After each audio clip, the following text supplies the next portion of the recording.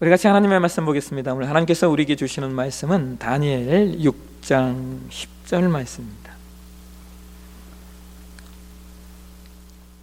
구약 성경, 제가 가지고 있는 성경은 1243페이지입니다.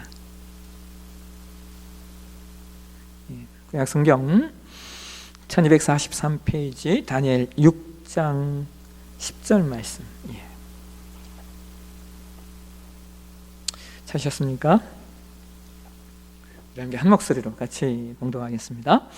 다니엘이 이 조서에 왕의 도장이 찍힌 것을 알고도 자기 집에 돌아가서는 윗방에 올라가 예루살렘으로 향한 창문을 열고 전에 하던 대로 하루 3번씩 무릎을 꿇고 기도하며 그의 하나님께 감사하였더라. 아멘. 들으시는 헌금을 위해서 기도하겠습니다. 하나님 백성들이 하나님을 예배하며 귀한 예물을 봉헌에 올려드렸습니다. 모든 것이 주께로부터 받음을 기억하는 예물입니다. 마음을 담아 뜻을 담아 정성을 담아 하나님 앞에 올려드렸사온즉 하나님 이 예물 흠양해 주시고 이 예물이 구약시대에 하나님 백성들이 하나님께 드렸던 아름다운 제사가 되게 도와주옵소서. 그래서 이 예물을 통하여 내 영혼이 살고 우리 이웃이 살고 우리 공동체가 살고 더 나아가 영원히 사는 귀한 역사 일어나게 도와주옵소서.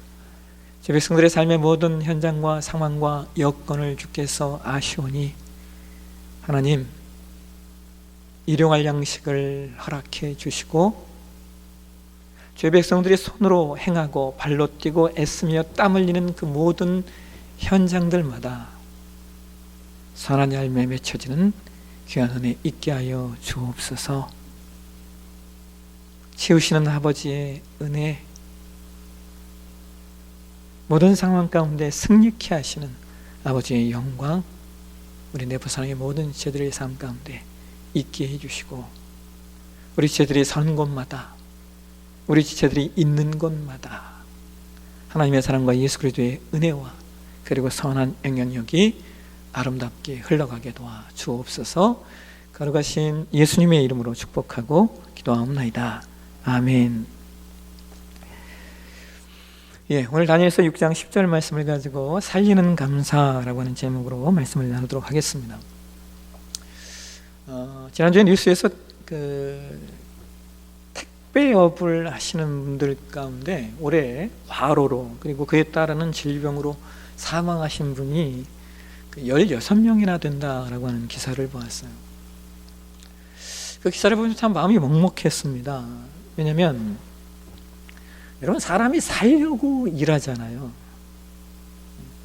근데 살려고 일하다가 사람이 죽어나간다는 거예요. 살려고 일하는데 그 일하다가 죽어나가는 것이 우리의 현실인 것 같아서 참 마음이 아팠습니다. 근데 여러분 이렇게 일하시다가 그런 일을 당하는 분들이 있는가 하면 또 반면에 어떤 분들은 일하지 않고 많은 것을 가지려고 많은 사람들에게 무서운 해를 끼치는 사람들도 있습니다. 최근에 우리 사회에서 일어나는 금융사건들을 보면 모두 일하지 않고 많은 것을 가지려고 하는 욕심 때문에 얼마나 많은 사기 사건들이 일어나는지요. 근데 여러분 신기한 것은요, 이런 어떤 대형 금융사기 사건들이 사실 어제 오늘의 이야기가 아니라는 거예요. 이런 일들이 우리 사회에요, 몇 년마다 한 번씩 지속적으로 일어나고 있습니다. 그런데 이런 일들이 이전에도 계속 있었던 일들이기 때문에 사람들이 충분히 교훈을 받았을 만한데도 여전히 그런 일들이 지속되고 있습니다. 왜 그렇습니까? 더 많이 가지려고 하는 것이 인간의 본성이기 때문입니다. 이것이 인간의 본성이다 보니 그런 사기를 치는 인간들에게 속수무책으로 당하는 거예요. 여러분, 사회에서 보편적으로 나타나는 이익의 수준이 아닌 그것과 상상할 수 없는 이익을 준다, 그러면 그것은 단연코 사기인데 사람들이 여전히 그것에 속고 있어요. 왜요? 인간은 어떻게 해서든 더 편하게, 더 쉽게, 더 많이 가지려고 하는 본질적인 속성이 있기 때문입니다. 그래서 그런데 하나님께서 타락한 아담과 하와에게 징계를 내리실 때 그 징계의 내용 중에 하나가 뭐냐면, 창세기 3장 18절과 19절의 성경이 이런 말씀을 하고 있어요. 보실까요? 창세기 3장 18절 19절 말씀 같이 한번 읽겠습니다. 땅이 내게 가시덤불과 엉겅퀴를 낼 것이라. 내가 먹을 것은 밭의 채소인즉 내가 흙으로 돌아갈 때까지 얼굴에 땀을 흘려야 먹을 것을 먹으리니 내가 그것에서 취함을 입었음이라. 너는 흙이니 흙으로 돌아갈 것이니라 하시니라. 여러분, 인간이 땀을 흘려야 먹을 수 있게 되었다라고 하는 것은 그것이 타락에 대한 징계의 내용이지만, 동시에 타락한 인간은 절대로 땀을 흘려서 먹으려고 하지 않기 때문에 하나님께서 그런 징계를 내리셨다라고도 볼 수 있는, 다시 말하면 일하지 않고 먹으려고 하는 것이 타락한 인간의 본성이라는 거예요. 그리고 그것에 대한 증거를 우리는 세상에서 얼마든지 보게 되죠. 그러니까 하나님께서 최초의 인간인 아담과 하와에게 내리신 징계는 지금도 여전히 유효한 거예요. 여인이 자녀를 낳는 것은 축복이죠. 그런데 그럼에도 불구하고 여인은 잉태와 해산의 수고를 해야 하는 겁니다. 이것 없이 자녀를 가질 수가 없어요.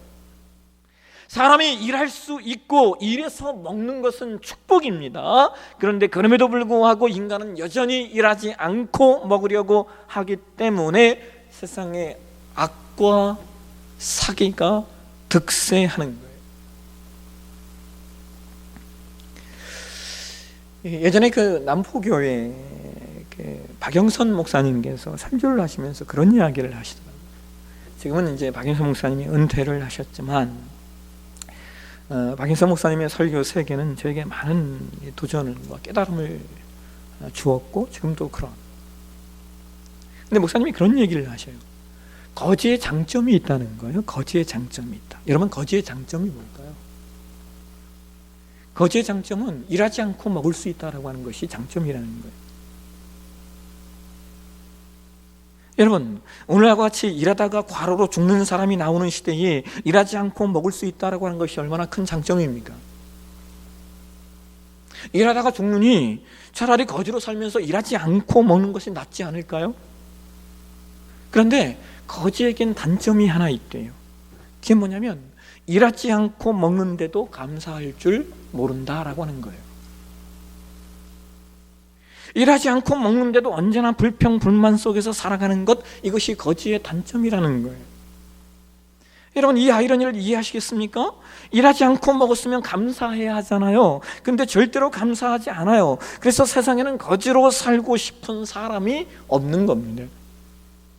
일하지 않고 먹을 수 있음에도 불구하고 그것에 어떤 감사도 할 수 없는 인생이기 때문이죠. 제가 사는 아파트 라인에 청소하는 아주머니가 한 분 계셔요. 저는 그분을 볼 때마다 늘 그 마음이 이렇게 좋아요. 이분이 몸도 자그마하시고 또 얼굴을 보면요, 그냥 정말 많은 일을 해오신 분이구나 라고 하는 게 그냥 딱 느껴져요. 근데 그럼에도 불구하고 이분은요, 볼 때마다 늘 즐거우셔요. 그래서 그분에게 제 시선이 고정이 돼요. 일주일에 2번인가 한 3번 정도 이렇게 청소를 하러 매일 오는 게 아니고 그렇게 정해서 오시는데요. 그래서 제가 어렵지 않으세요? 라고 물으니까 그분이 딱 하는 말이, 아이고, 요즘 같은 시대에 일할 수 있다라고 하는 것이 얼마나 감사한데요? 라고 말씀을 하셔요. 나중에 그분이 제가 목사라는 걸 알고는 저한테 그러시면, 목사님, 저도 근마에 있는 교회 다녀요. 라고 말씀하셔요. 여러분, 신기한 것이 뭔지 아세요? 그렇게 열심히 일하는데, 그렇게 열심히 땀 흘리는데, 그렇게 열심히 수고하는데 참 놀랍게도 일하고 수고하고 땀 흘려 사는 이들은 감사하며 살더라는 거예요.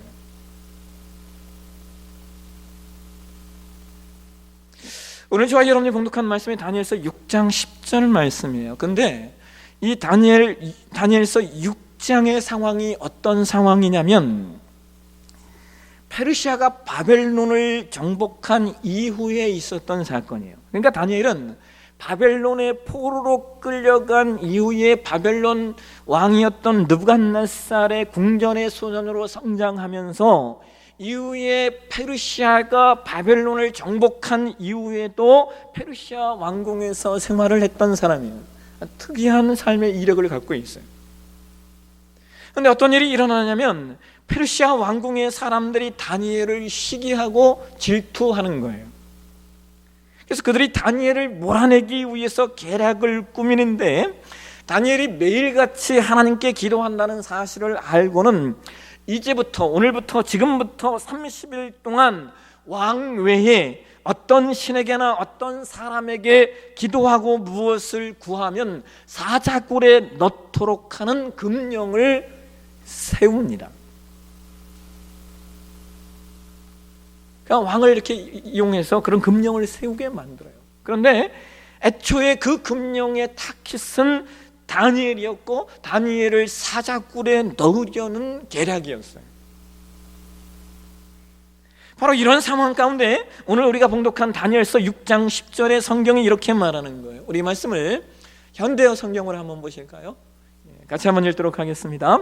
다니엘은 그 금지령에 왕의 도장이 찍혀 어명으로 공포되었다는 사실을 알고도 집으로 돌아가서는 2층 방으로 올라가 늘 하던 대로 예루살렘 쪽으로 나 있는 창문 앞에서 무릎을 꿇고 하루에 3번씩 하나님께 기도를 올렸다. 그렇게 매일 감사 기도를 드렸다. 여러분, 이 말씀이 이해가 되세요? 저는 이 말씀이 이해가 안 돼요. 왜냐하면 어차피 이 일이 다니엘을 잡기 위한 계략이었다는 것을 다니엘도 알고 있고, 또 여러분 머리가 돌아가는 사람이면 계산이 딱 나오잖아요. 에이, 30일만 버티면 되는데, 그렇지 않습니까? 30일만 지나면 되는데 왜 다니엘은 그렇게 기존에 하던 대로 고집스럽게, 오늘 우리말로 말하면 융통성 없게 하루에 3번씩 하나님께 기도하던 일들을 계속하는 것일까요? 아니 여러분, 세상에 이렇게 융통성 없는 사람이 어디 있어요? 끝까지 그렇게 하라는 것도 아니고 30일만 버티면 되는데. 더 놀라운 것이 뭔지 아세요? 그렇게 매일 감사 기도를 드렸대요. 아니 여러분, 이게 무슨 감사할 일입니까? 저 같으면 그럴 것 같아요. 하나님, 이게 뭡니까? 왜 이런 상황을 놓아두십니까? 하나님 전능하신 분 아닙니까? 저 같으면 그렇게 하나님께 따졌을 것 같아요.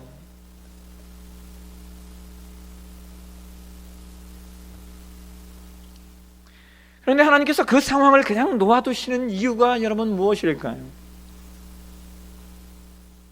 하나님께서 그 상황을 그냥 허용하시는 이유는 다른 게 아니에요. 하나님께서 다니엘을 그 사자굴에서 살리시는 역사를 일으키실 것이기 때문이죠. 그 기적을 통하여 다니엘과 페르시아 사람들에게 하나님의 하나님 되심을 알게 하시려는 계획이 있으셨다라는 거예요. 근데 여러분, 다니엘은 그것을 압니까? 모르죠.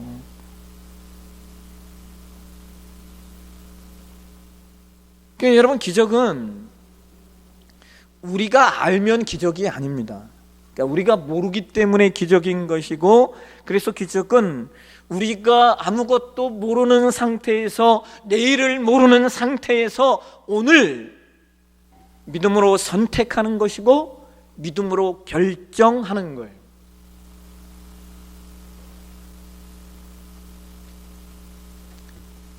그 속에서 우리는 하나님의 기적을 보게 돼요.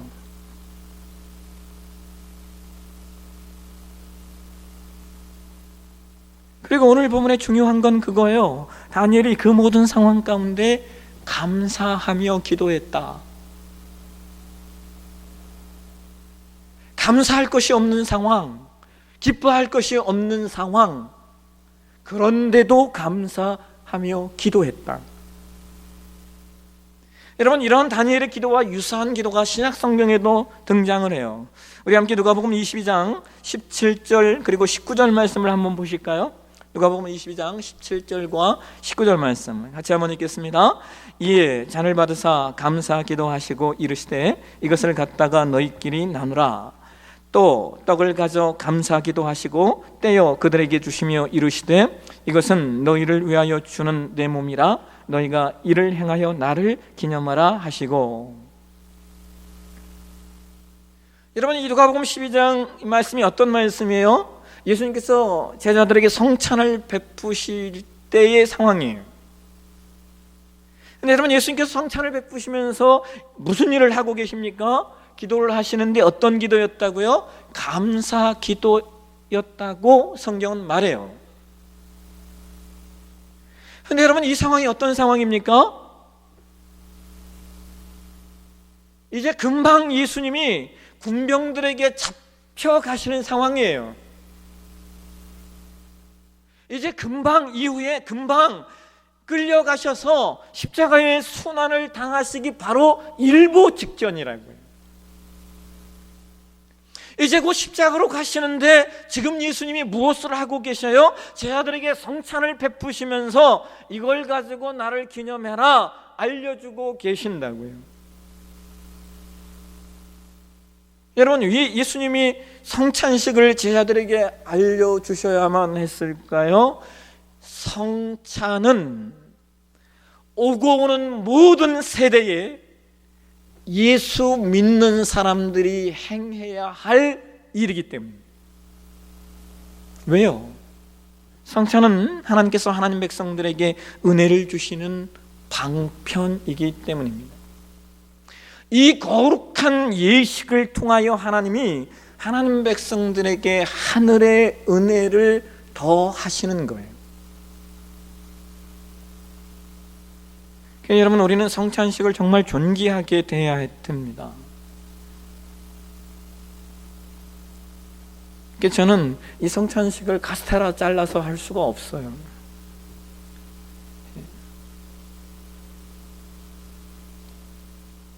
우리가 성찬을 할 때 우리 교회는 빵을 찢어서 성도님에게 드리죠. 제가 직접 빵을 찢어서 드리는 이유는 다른 게 아니에요. 예수께서 나를 위하여 이렇게 자기 몸을 찢으셨다라는 사실을 기억하라는 거예요. 이 작은 행위 속에서 나를 위하여 십자가에 피 흘리시고 몸을 찢기신 그 예수님을 기억하면서 바로 이때 우리에게 은혜를 더하시는 하늘의 은총을 경험하라는 겁니다.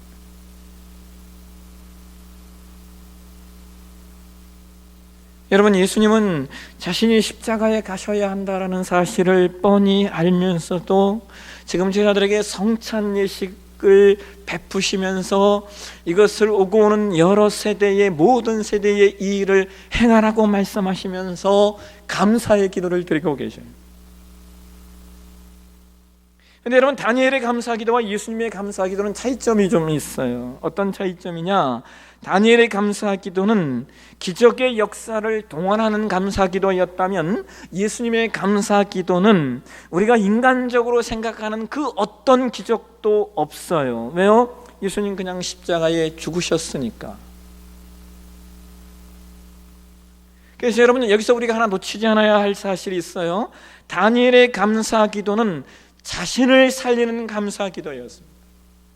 그런데 예수님의 감사 기도는 다른 사람을 살리기 위한 감사 기도였어요. 그런데 또 그럼에도 불구하고 이 둘은 공통점이 하나 있어요. 감사 기도는 모두 살리는 기도였다라는 거예요. 여러분, 감사하면 내가 삽니다. 다니엘처럼 감사하면 내가 살아요. 그리고 여러분, 우리가 감사하면 다른 사람이 삽니다. 예수님처럼 감사 기도를 통하여 예수께서 다른 사람, 다른 영혼들을 살리시는 것처럼 우리가 감사하면 다른 사람이 살아요.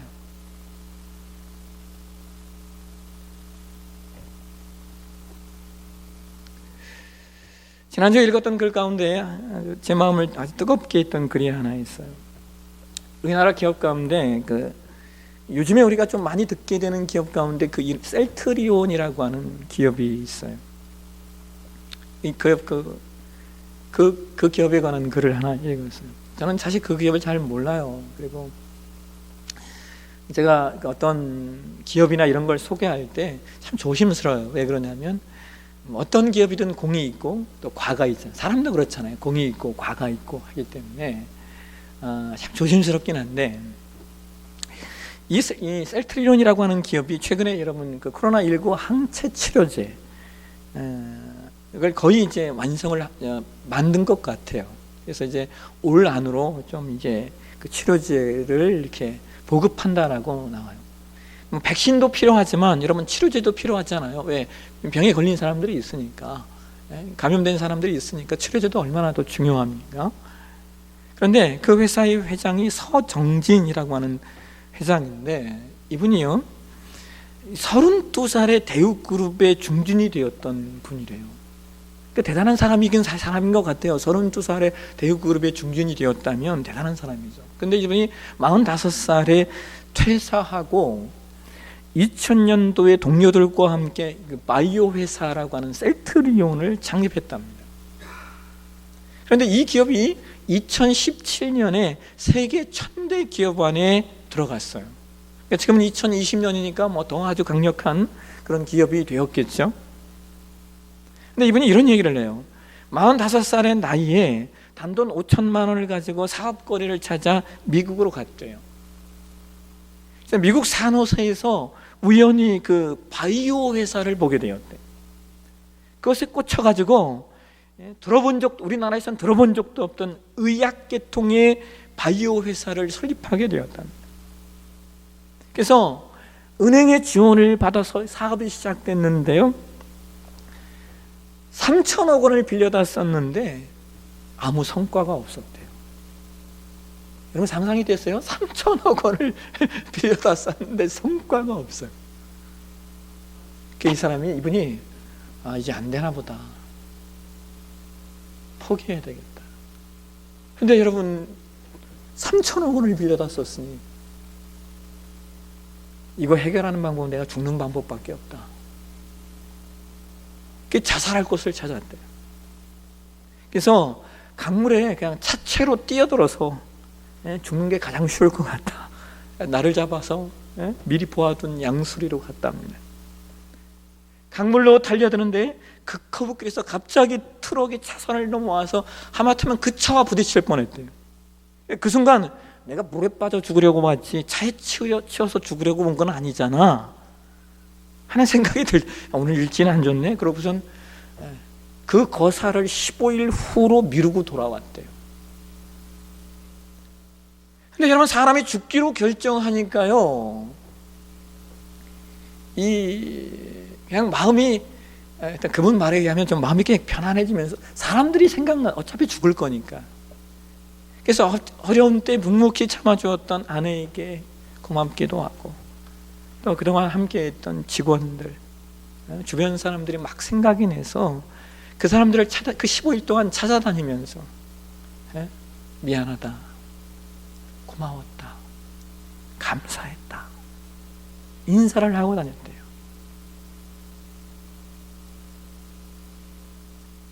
그랬더니 이상한 일이 벌어졌대요.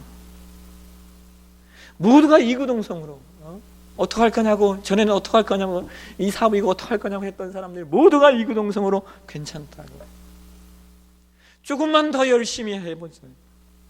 더 놀라운 사실은 더 이상 고려 대상조차도 되지 않던 은행에서 뭐라고 말하냐면, 찾아가서 미안합니다, 고맙습니다, 감사했습니다. 그러니까 은행 직원들이 하는 말이에요.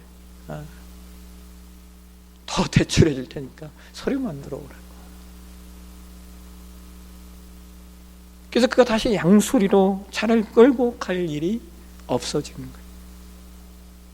놀라운 건 그 후에 회사가요, 궤도에 오르기 시작하는데요, 상상할 수 없는 속도로 발전했어요.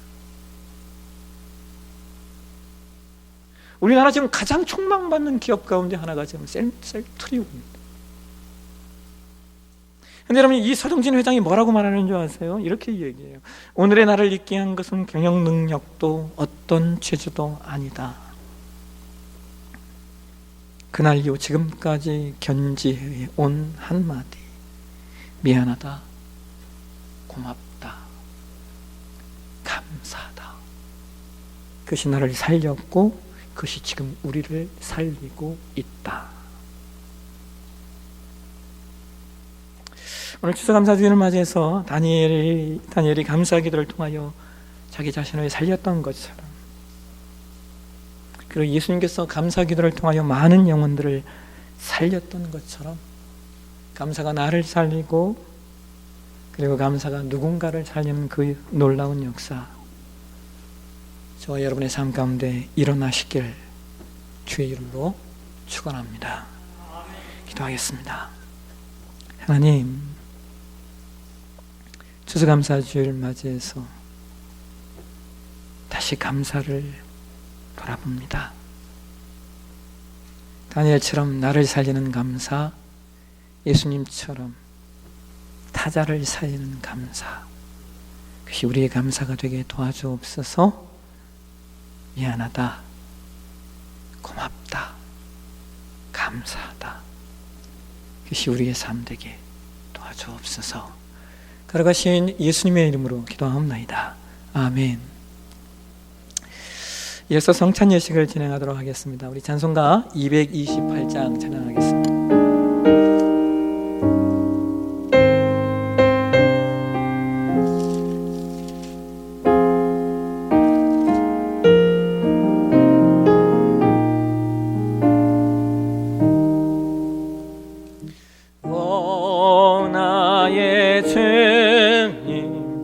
신이 배우니